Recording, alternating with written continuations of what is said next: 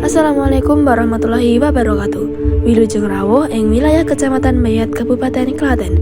Nuwun sewu nderek pitepangan, nami kula Rasti Aji Pramisti nderek pawiyatan wonten Universitas Negeri Yogyakarta Prodi Pendidikan Bahasa Daerah. Wonten ing wanci menika kula badhe ngaturaken cariyos Eyang Sunan Pangandaran. Saperangan ageng kathah ingkang mistani Bayat menika sawijinipun kota alit. Namung menawi piyayi ingkang remen ziarah saha sejarah, papan menika anggadhahi daya linangkung ingkang wiwit jaman wali ngantos sapriki taksih ketingal perwabanipun. Makam Gunung Jabagat menika anggadhahi ciri kados wewangunan ing jaman Kraton Majapahit inggih menika budaya adat Hindu, Buddha kaliyan Islam. Katitik wontenipun gapura kanthi wewangunan kados mangkara, ukiran lunglungan ingkang mengkung suraos adat Jawa kuno. Kenapa lenggah di Bayat ya? Yaitu karena ujian dari Sunan Kalijogo tadi. Akhirnya beliau kan sadar bertobat. Akhirnya ingin berguru dengan Sunan Kalijogo di Bukit Jabalaka. Mulai dakwah di Bayat, mulai sampai di Jabalaka, dan beliau sudah di situ sudah berguru dengan Sunan Kalijogo dan diangkat wali di Jabalaka, mulai berdakwah di situ dengan berbagai wilayah ataupun tempat yang ditaklukkan ataupun diislamkan sama beliau.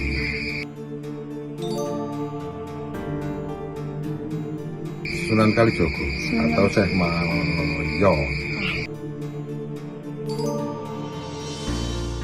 Sebenarnya apa ya, kalau dibilang dari Semarang itu ya iya, karena beliau Bupati Semarang. Dibilang bukan dari Semarang karena beliau asalnya dari Majapahit. Iya, karena sayembara. Jadi Bupati Semarang 2 kan, Pandanaran 2. Ya, karena berguru di sini akhirnya kan menyebarkan Islam di wilayah Bayat lah. Secara singkat mengenai Pandanaran Bayat yang kita kenal, sejarah yang dari Mbah Pandanaran itu mula dari Kerajaan Majapahit Brawijaya V. Jadi kita kenal Mbah Pandanaran itu ya Brawijaya V yang waktu itu menjadi Raja Majapahit, dan seiring berjalannya waktu di Kerajaan Majapahit terjadi perselisihan ataupun perebutan kekuasaan antar saudara. Akhirnya terjadi keributan di Kerajaan Majapahit, dan akhirnya Brawijaya V bisa meloloskan diri dari percecekan tersebut. Terus pada akhirnya Brawijaya V meloloskan diri melalui pintu belakang dan langsung menuju ke puncak Gunung Lawu waktu itu. Gunung Lawu beserta 2 istri dan 2 pengikut atau asidannya kalau sekarang ya. Yang konon ceritanya Sabdo Kalon Mayogindong ikut sampai di Puncak Lawu, dan karena waktu itu masih dalam kondisi pelarian, akhirnya Brawijaya V untuk menyamarkan dan menghilangkan jejaknya beliau sebagai seorang raja, akhirnya beliau melepas semua baju atau pakaian kebesarannya, dilepas di situ, dan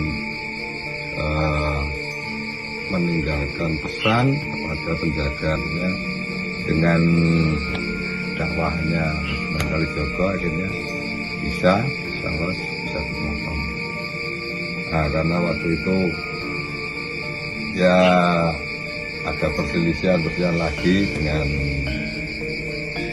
Raden Patah siapa tuh akhirnya melarikan diri lagi, melarikan diri sampai ke sikat itu ya. Sampai ke Gunung Gentong, terus sampai ke Gunung Gentong beliau itu bertapa di situ, akhirnya tetap ketahuan lagi, akhirnya lari lagi sampai ke yang kita kenal sekarang Pantai Ngobaran itu, Pantai Ngobaran di Gunung Kidul ya. Ya itu kan semua pusakanya ditinggal di sana, makanya di Pantai Ngobaran itu di sebelah baratnya itu ada gua pusaka itu. Gua pusakanya di sana. Terus pusakanya di ya, Jabatan Meriku katanya. ya dulunya, tapi ya sekarang mungkin sudah jadi gaib. Terus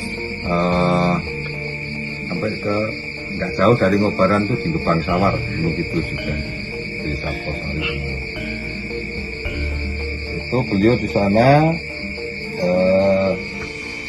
menyamar sebagai dalang kondang, itu dengan nama Ki Jamus. Nah, di situ dalang kondang dan kepandaiannya pun ya teruji. Akhirnya itu masih dipantau sama Sunan Kalijogo terus ya.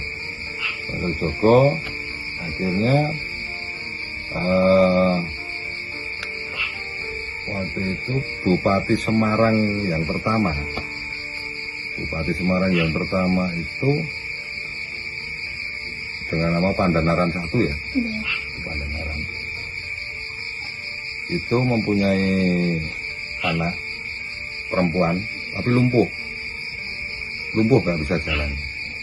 Nah, akhirnya Pandanaran Bupati Semarang itu membuat sayembara, siapa yang bisa menyembuhkan anak saya, kalau perempuan saya angkat jadi anak saudara itu, kalau laki-laki saya jadikan menantu. Anaknya Bupati Semarang itu sembuh, jadi mengobati tanpa menyentuh si penderita. Berarti langsung diangkat. Iya, sesuai perjanjian sayembara. Akhirnya jadi menantu sekaligus menggantikan tahta itu dengan julukan Pandanaran II. Singkat ceritanya diuji sama yang Sunan Kalijogo. Sunan Kalijogo menyamar menjadi tukang rumput. Jadi menyamar jadi tukang rumput dijual ke situ, merupakan ternak. Karena beliau seorang yang sombong dan gila harta, akhirnya kan wah menang banyak ini. Satu ikat rumput, dalamnya ada emas, nggak mau dibayar, ya kan? Akhirnya minta lagi. Murka. Ya, murka. Saya kalau hanya menginginkan harta, itu saya nyangkul satu cangkulan itu sudah emas sekepala kerbau. Nah akhirnya karena sifat serakahnya Pandanaran II itu tinggi, akhirnya suruh buktikan. Akhirnya baru sadar kalau ini nggak sembarangan orang. Akhirnya sebenarnya Anda itu siapa, Panjenengan itu siapa. Bahkan saya itu Sunan Kalijogo. Kaget. Ya baru kaget. Intinya singkatnya minta maaf lah. Maaf akhirnya pada saat itu juga beliau Pandanaran II berniat untuk berguru dengan Mbah Sunan Kalijogo dengan segala konsekuensinya. Intinya ingin berguru. Nah, saya ingin berguru dengan Panjenengan. Oh ya, kalau memang kamu pengen berguru dengan saya, pengen bertobat, susul saya di Jabalakan. Jabalakan itu di mana? Di Jabalakan itu di tanah Tembayat. tempat pementasan wayang pertama kali dulu kita pas penelitian ke sana itu di belakang rumah itu ada kandang. Tapi pohon sawarnya itu masih. Wekdal menika panjenengan sampun kula nderekaken ngawuningani cariyos gayutan ziarah spiritual. Sampun duka paripurna. Sepening swasana ingkang nuwuhaken raos hening ing papan Gunung Jabal Kat. Kula panjenengan sedaya pikantuk tambahan kawruh seserepan enggal. Cekap semanten atur saking kula menami wonten klintak-klintunipun kula nyuwun agunging samudra pangsami. Matur nuwun. Wassalamualaikum warahmatullahi wabarakatuh.